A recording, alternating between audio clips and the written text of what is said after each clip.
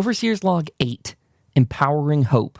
Hello, Wastelanders. My name is Kyle. I am your Overseer, and this is our Overseer's Log series, a bonus podcast that accompanies our TTRPG actual play, Tales from Tomorrow, hosted in the Fallout universe. I want to welcome you all to this episode. It's going to be very short. I'm just doing a brief recap.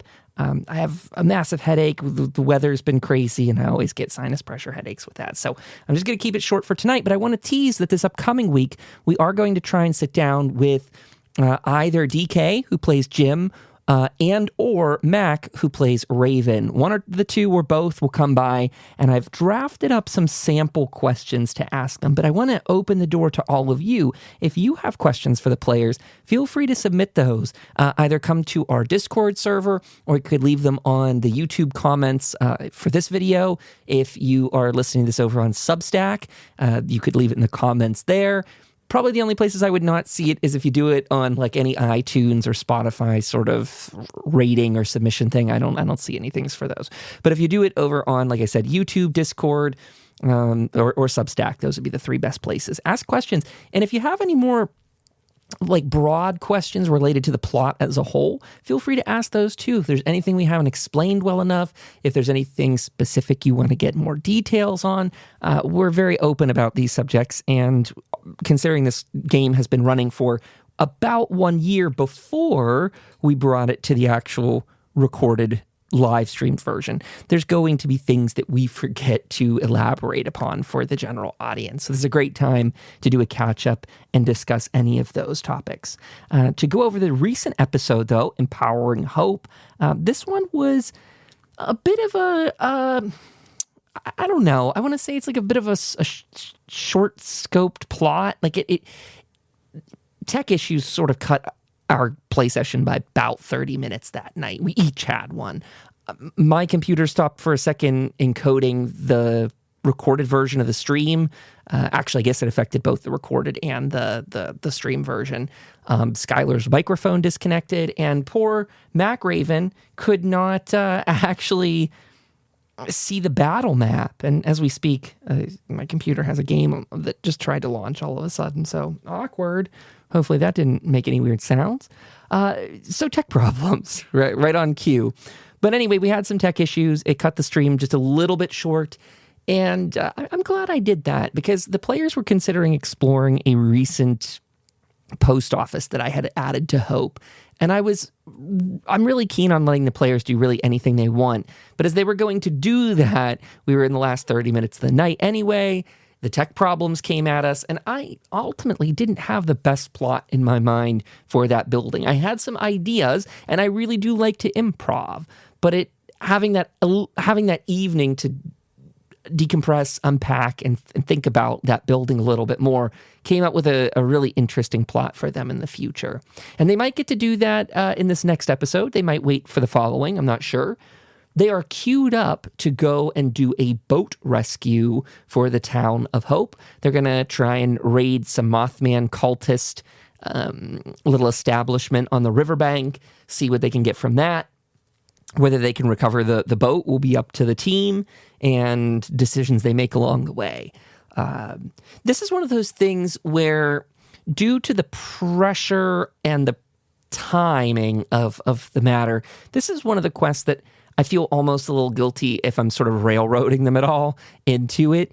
But as Rusty had kind of told the gang, he's like, hey, the raiders are trying to go and get this boat. You know, we could do some really great travel with this, considering what your town's like up here. And, it'll be up to the players and their roles. The dice will decide if they get a boat that works, like if they manage to do this. There's a chance they might have to retreat from this, and that's okay too. Maybe they can't gather it in one go. That might be an interesting thing as well. I don't know if my players are listening to this, but just thoughts on the matter. Generally speaking, I think retreat in the Fallout universe should always be an option, and it's not something I play around with a lot. I think the Wendigo was the only thing I expected my players to retreat from. Although they didn't really have a great option to do it, that battle was sort of intentionally meant to kill off Hell's Bells, though I wanted to leave it as an option that they could save her. And it really got down to the wire. I was at that battle session, which is the very first 3 episodes of our recorded series. If anything, I felt guilty that it was going on way too long. It stretched over 3 episodes, which is crazy long combat.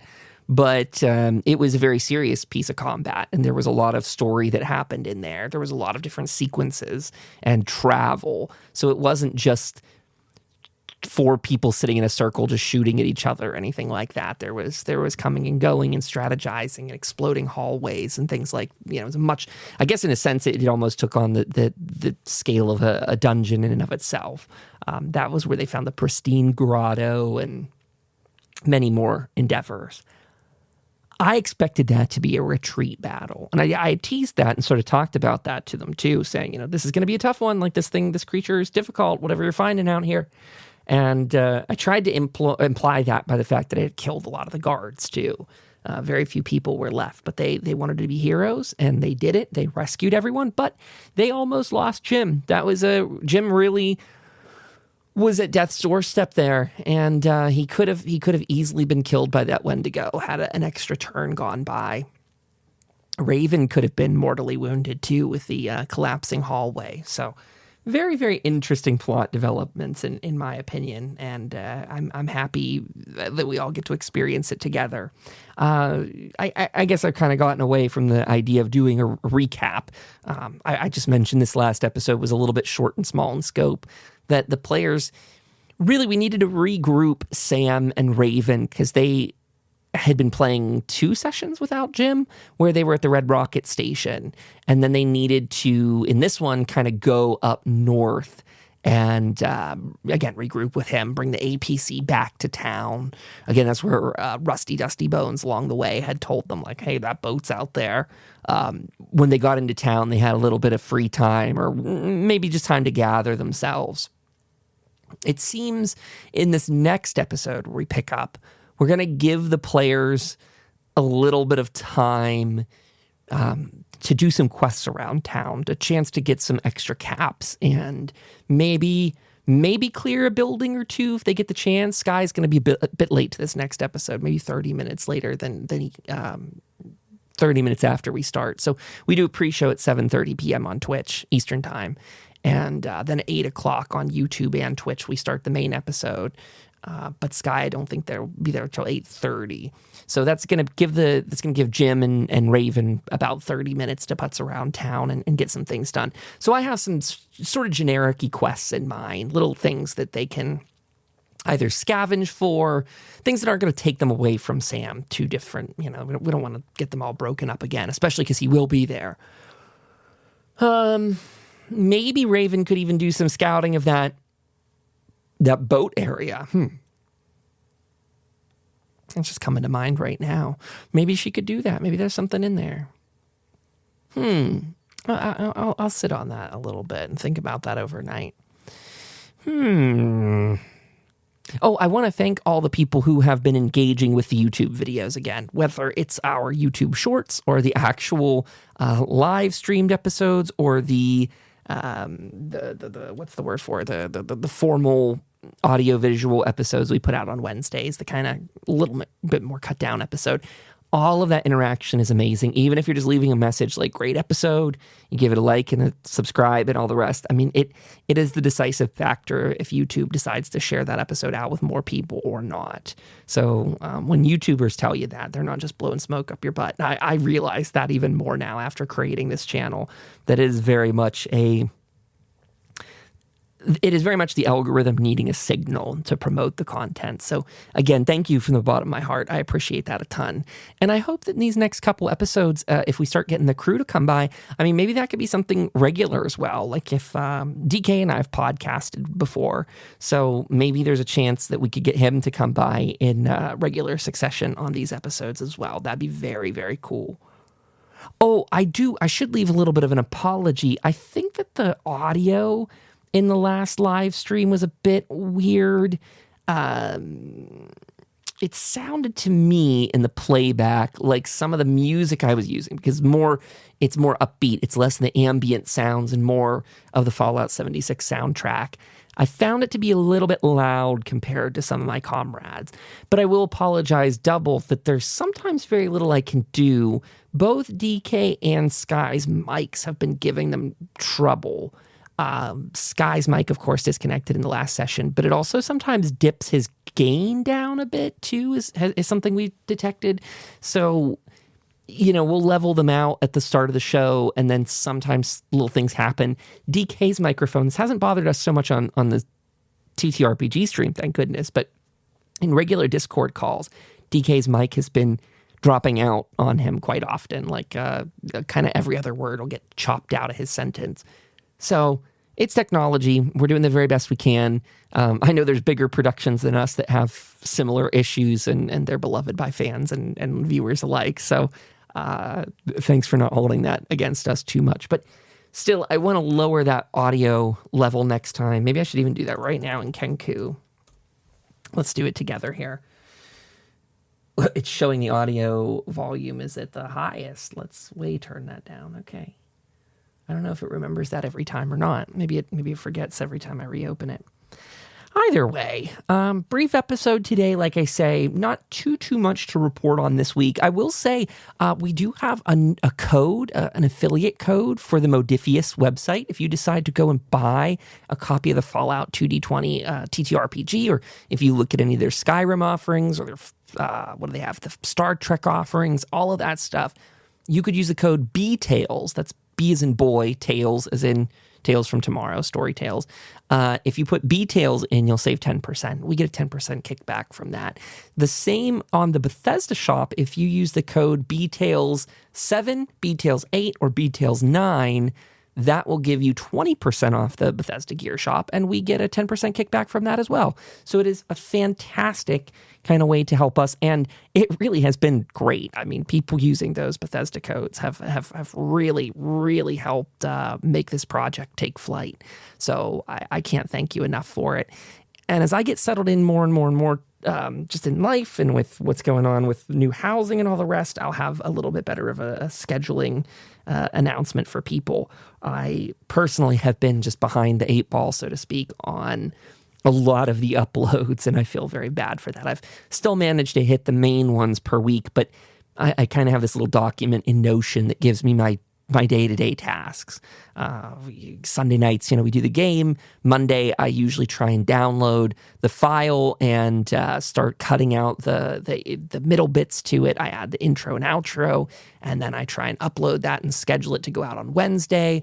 And Tuesday, I make some of the artwork for it, and I try and share some of that stuff out. Actually, right there, since we're being nerdy and I'm talking a bit more about it. Since I've changed living situation, I used to do a little bit more of that all on Sunday nights. Like I would stay up late that night and just crank out a whole bunch of graphic design and all the rest.